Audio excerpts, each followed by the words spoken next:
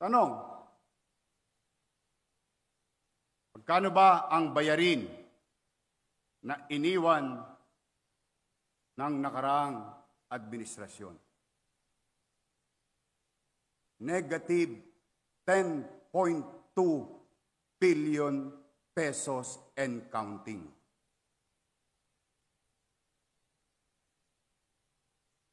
Never.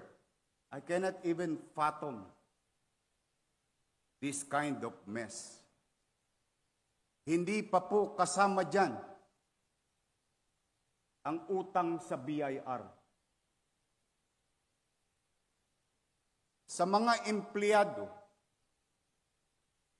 nung ako'y nag-mayor, may kinaharap akong suliranin ng mga kawani ng pamahalaang lungsod ng Maynila, amounting to 300 million pesos sa GSIS. For some ability, we did convince GSIS, for that matter, and gave us discount so that our co-workers in City Hall may retire and get their benefits. Sa mga City Hall employees, good luck sa inyo. Hindi ko pa sinama ang bagong utang, almost 200 million sa GSIS. At ang pinakamasakit dito, hindi po ito pera ni Lito Atienza, ni Vice Chief, o pera ko. Hindi po ito pera ng taong bayan. Pera po itong pinagtrabahuan na ng mga empleyado ng pamahalaan. Ipadadala nyo na lang, hindi nyo pa pinadala, hindi ko malaman kung saan ninyo dinala. And to give you a visual of what is 10.2 sa aking mga minamahal na senior citizen, ayan po ang utang sa inyo ng lungsod ng Maynila. Social amelioration para sa senior for second quarter, 589 million pesos. Subsidy to PLM, 55 million pesos and growing. Because what you're seeing there is the first quarter obligation. Aid to Manila Police District, 26 million. Doc Almiron, Doktora Irma Alfonso, kung bakit lumalapit ng madalas ang mga tao sa atin na walang gamot sa health center, walang gamot sa ospital, ni Hiringgilya, halos hindi na magamit o magamit ng tao dahil wala. Sapagkat ang bayarin natin sa gamot alone is more than 2 billion pesos. Hindi pa na kontento. Hindi na nagbayad ng gamot. Hindi pa nagbayad ng equipment. Amounting to 995 million pesos. Pati janitor, sinuba ninyo. Security guard, sinuba ninyo. Kayo lamang ba marunong kumain ng kanin? 431 million pesos. At ang hindi ko maarok,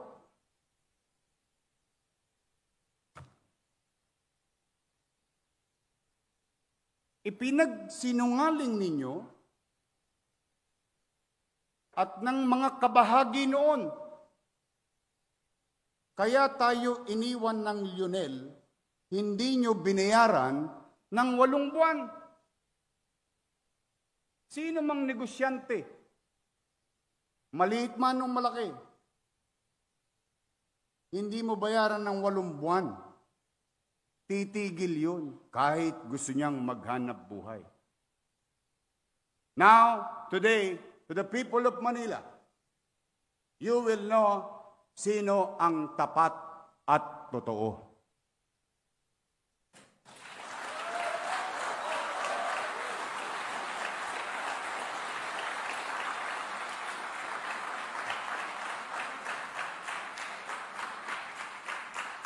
$561 million. Ipinagsinungaling nyo din na sinabi nyo iniwan. Hindi po. Andyan ang dokumento. Nagpaalam ng Oktubre ang Lionel. Nang maayos. Ngunit, bagamat hindi sila nababayaran, ipinagpatuloy nila ang kanilang obligasyon hanggang Disyembre 31 ng taong 2024. Huwag na kayong magsinungaling, baka pag nakita kayo ng truck driver ng Lionel, sagasaan kayo. Nagpuputukan sa mga barangay chairman na nanonood. Alam ninyo ang totoo. Pinalitan. Bagay naman na diskresyon ng sino mang alkalde kung kanino siya komportable at sanay. Pinalitan ninyo dito rin sa konseho. Kumuha kayo na alam niyo naman. Iba sa inyo yung matatanda pa sa akin dito. Na alam niyo naman na hindi pwedeng paghati-hatiin ang distrito ng Maynila and multiple contractors because our boundaries cannot be identified properly from one district to another. E di magtutulakan lang yan ng basura. Pero yan ay didesisyonan ninyo. Anong nangyari? Anong naging epekto? Ang sinabi, sinabutahe. Pati ako nananahimik, dinamay nyo pa. Sinabutahe. O sige, total politika naman ito. Nanahimik ako. Wala kayong narinig sa akin. Bakit?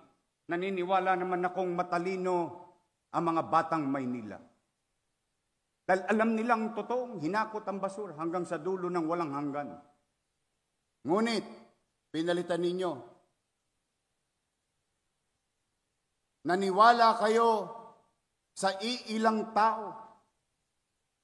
Ano ang kinahinatnanan o saan ngayon ang lungsod ng Maynila? Kahapon, maybe by this time you know it already, that I have received letter, a letter from 2 companies that you have approved, na hindi na rin nila kaya. Ang alin? Maghakot ng basura? Hindi. Hindi na rin nila kaya mag-operate kasi hindi rin sila binayaran ngayong taon na ito, except on January. Now, magkano ang utang natin o babayaran natin sa basura? 950 million. So, lumalabas, dala ng pagkakataon, ipinagpatunay ng sitwasyon kung sino ang tapat at totoo.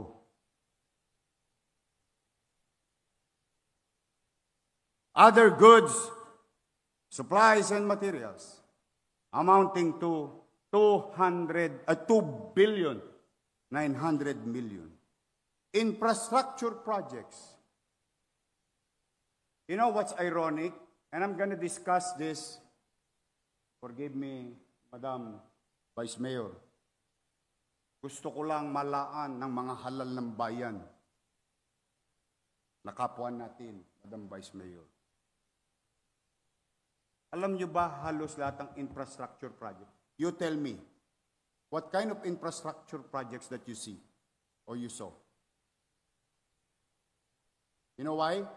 This 2.2 billion, Mayor Lito Atienza, this 2.2 billion, most of it, repairs.